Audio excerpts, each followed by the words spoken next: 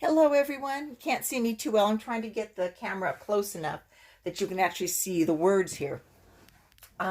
This is a lesson that I gave once before when we were meeting with Kurt and Kiki. And so if you were part of that congregation, you might have heard this if you were there that day. So anyway, this is Genesis 1:1, Bereishit 1:1. And the first word is Bereishit. We're going to go over this verse because you've probably heard people say things like, to know what happens at the end, look at the beginning when we're talking about the gospel. And most of the gospel is told in this first verse. Not in English, but it is in Hebrew. And my cat is pretty howly today, so you're probably going to hear a lot from her.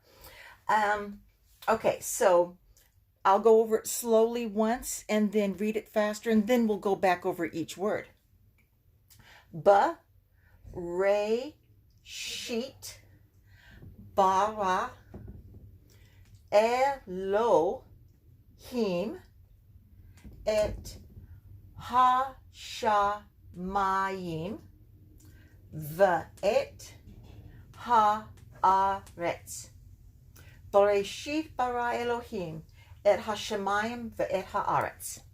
So a lot of this, you know. There are a few new words here, and I'll go over those new words in a minute. Hello there, kitty. Means in, remember that? And it's not in the cat, don't jump through here. In. And then the next word is reshit.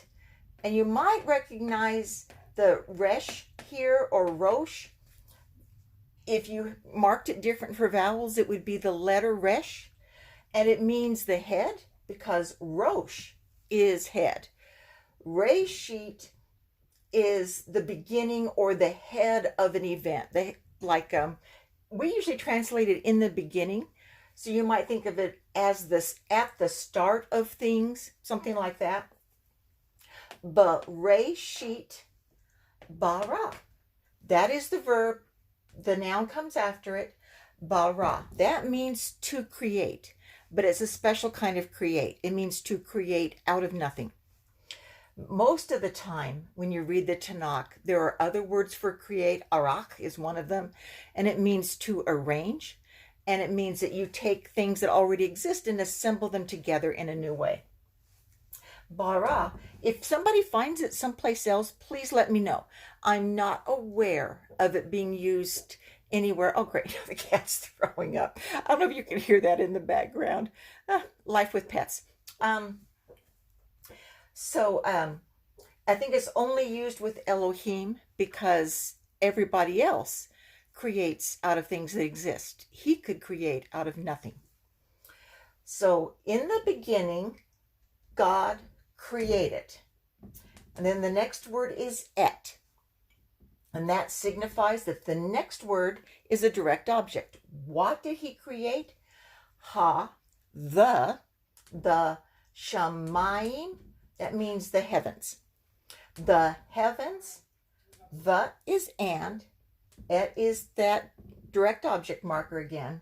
The heavens and the earth. Okay, some of the things that you see here. First of all, like I said, that bara means that you create out of nothing. So that is something about God. And although I'm not of the persuasion that every time you see the word et, you need to supply the word Mashiach instead, something like that. I think lots of times it's just grammatical. But in this verse, no, it's pretty significant. Aleph, Tav, beginning and end, this can refer to Messiah. So, how did Elohim create things? He created them through the Son, because there was not anything made that was made without him. So God, you have to go through the Son in order to create the heavens and go through the Son to create the earth. Elohim is a plural noun, and I can't remember if I explained this before. I'll go over it again in case I didn't. The im is a masculine plural ending. So this means more than one. But the verb is singular. God is plural, but he's one. So this tells us that God is one. And sometimes Elohim is used when you're talking about the false gods. It'll say Elohim, but the verb will always be plural. It is used in a singular form when you're talking about our God. Let's see. Okay. There are how many words? 1, 2, 3, 4, 5, 6, 7. 7 words. There are also 7,000 years of the earth. So, in the first 1,000 years, it's the beginning. When you get to the 4,000 years, who do you see? Yeshua comes in the 4,000 year reign, century. And then he comes back in the 7th to reign on the earth.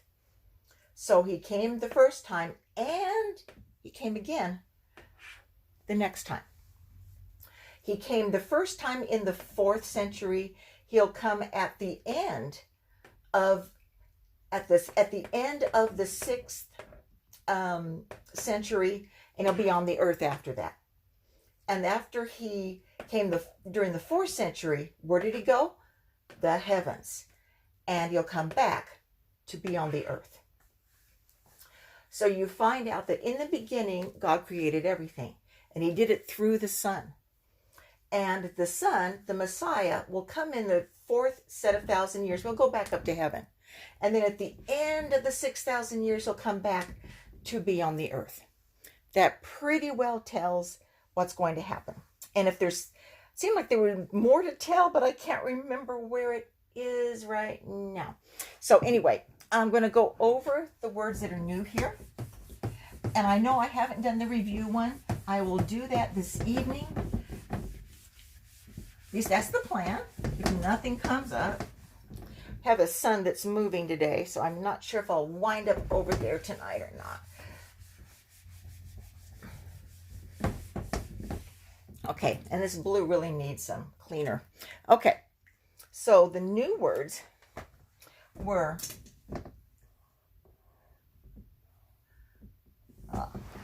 writing sideways. It's going to be really weird. Okay.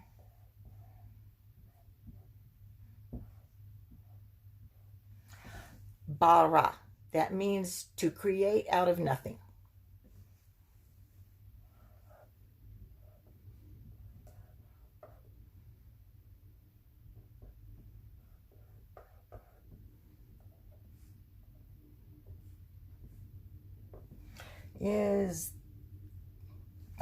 Nope, I'm doing it all wrong. I say it Shemaim, but it's actually marked Shamaim. Okay, Shamaim, and then that's heavens. And you notice that there's water in the heavens, just like there's water on earth. Because remember, there's the firmament to divide the waters from the waters. These are the waters above the firmament. Let's see. And Aretz.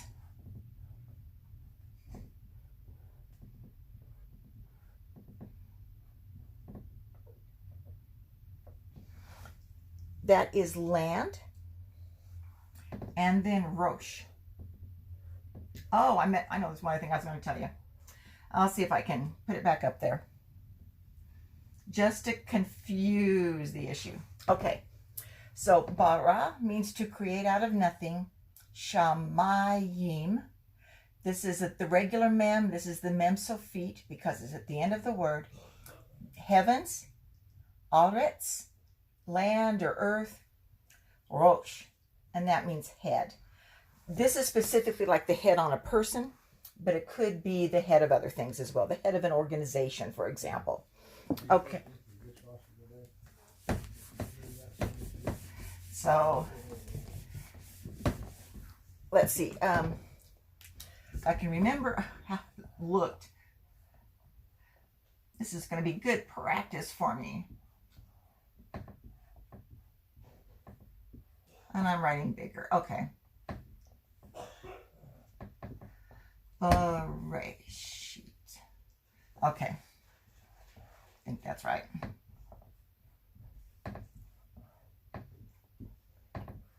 And this is probably better this way. You can see it anyway.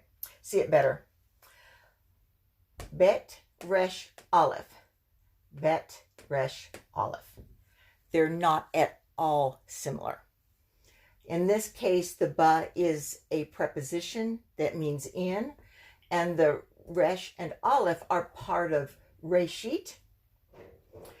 And here, they're the three-letter root. And after a while, you'll kind of just pick up on these things. But I notice, like when I'm teaching kids to read, they'll see, oh, my name's in there. I'm teaching one girl named Nia, N-I-A. And there are a number of words that have N-I-A in them where you don't pronounce it Nia at all, but she recognizes that. There's my name, so it must say, you know, but that's not it. So this isn't going to be beret, just like that is beret. You just have to keep track of the vowels. And after a while, you'll say, oh, that's really a long word. So at least there has to be at least one preposition or suffix. I mean, one prefix or suffix. And ba is really common, especially with the shava under it. So you'll say, okay, in. I'm pretty sure that means in.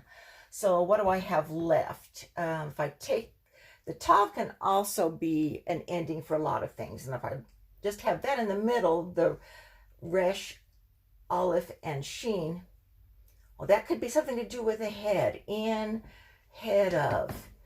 And so you can kind of play with it that way. Anyway, that's it for this one. And like I said, I will come back, I hope later this evening, to do the review. Shalom. Have a great day.